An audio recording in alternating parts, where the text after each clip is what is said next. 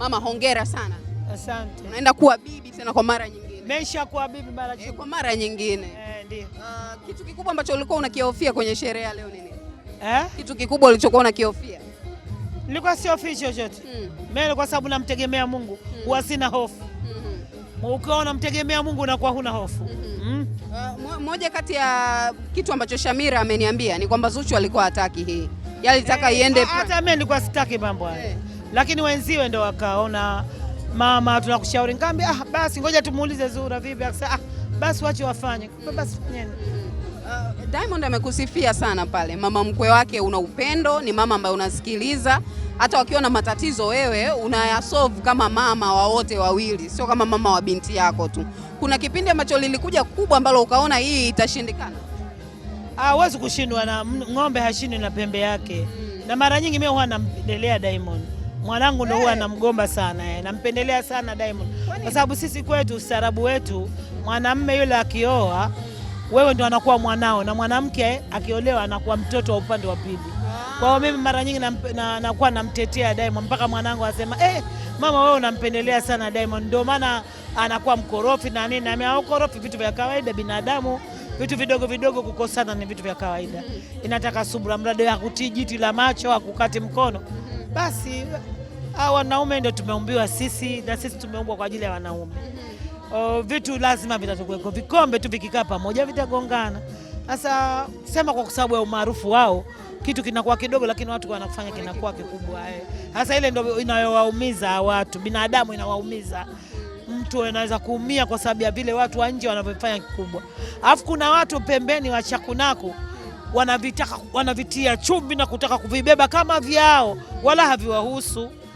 Wanaumiza watu na kwa publish watu, kwa mnaona huyu hatakiwi kang'ang'ani, vitu kama hivyo ndio wanaumiza watu. Lakini mbona kila kitu ni kitu cha kawaida, vitu ni vya kawaida. Khadija, hivi imekuwa rahisi wewe kudeal na Diamond kwa sababu superstar wewe ni kitambo? Hapana, sio kwa sababu ya superstar, busara tu. Okay. Kuna kipindi ambacho Instagram watu walikuwa wanaamini hii ndoa imevunjika kabisa.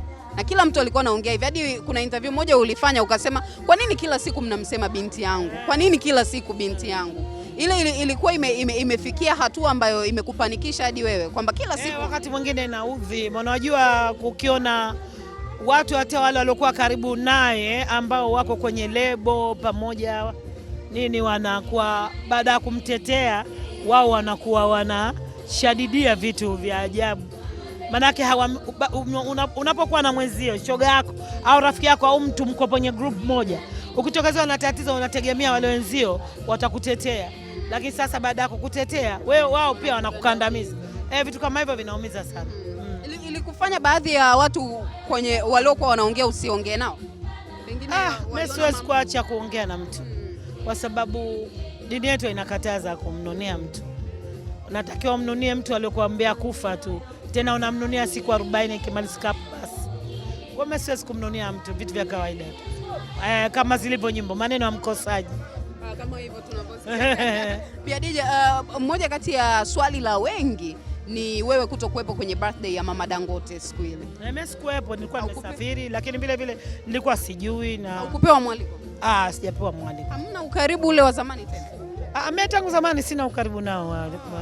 Nikajua baada ya ndoa labda. Hapana, sina ukaribu na watu wa familia yake. Lakini hakuna shida yoyote. Hatuna shida yoyote.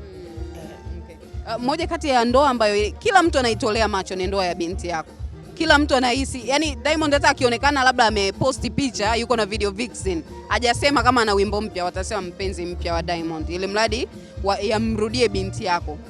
Wewe ukikaa naye unamuelekeza kwamba sana namuelekeza sana. Kwamba usijali haya kabisa sana.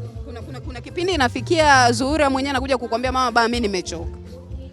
Hayo ndio mambo ya binadamu. Hata wewe kuna wakati tuanza mimi nimechoka vina hivi, lakini unamplize kwa sababu kwanza ndo kwanza ndoa yake ya kwanza, bado mdogo.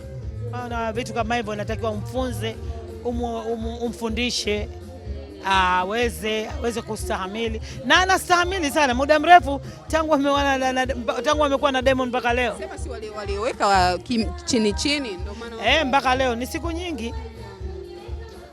siku nyingi, kwa hiyo amejitahidi, kashazoea. Kazoea. Kuna kipindi walikuwa wanasema anamuolea mke wa pili. Mimi hayo mambo siyajui mwanangu. Anajua mwenyewe Diamond. Lakini huwezi kusemea moyo wa mtu. Lakini kwa dini yenu haina shida. Dini yetu sinazoruhusu wake wanne. Zuhura anakubali? Hiyo siwezi kujua yeye. Mimi nishaolewa na mume wake watatu. Sina neno, inategemea na mtu unapo uwezo wako. Kitu gani kikubwa ambacho ungetamani mjukuu wako siku moja aje akisikie kutoka kwa bibi yake? Mjukuu wangu? Ajue kama bibi yake ni mtu mwema, mtu mzuri na alikuwa star kabla hata baba. Kwa nini unasema alikuwa? Si atakuwa utakuwepo. Bibi yake alikuwa star kuliko baba. Pengine atanikuta nishaacha. Nishazaliwa kazi ya kuimba. Atanikuta nishaacha. Nataka ustafu. Nataka ufike muda nipumzike. Muda gani? Si muda mrefu sana. Miaka kama 4 hivi tena nitapumzika. Ni nini kimekuchosha kwenye muziki? Ni umri tena, nataka nipumzike, nilewe wajukuu. Na Mwenyezi Mungu niende Maka nikahiji. Hiyo ndoto yako kubwa. Ni ndoto yangu. Ndoto yangu. Na namuomba Mungu asinichukue mpaka nitimize ndoto zangu. Na nichukue mpaka akiwa na furaha na mimi. Nataka umshike mjukuu wako maana wote tunamsubiri kwa hamu. Inshallah Mungu atamleta salama. Hongera sana. Asante.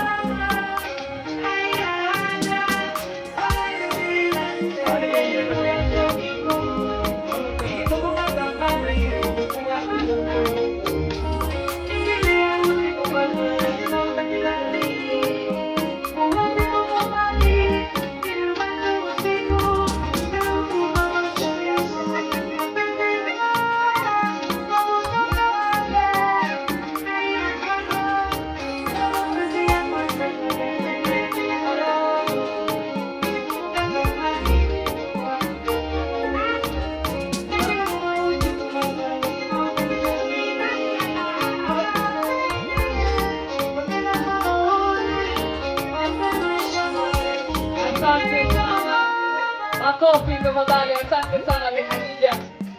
Mama mtachema sasa kwa cameraman tafadhali. Naomba subiri kidogo. Alright guys, listen, inabidi tutafute utaratibu ili watu waweze kuona Maana watu wanashindwa kusherekea kwa sababu hapa mbele kunakuwa stage lote limezibwa.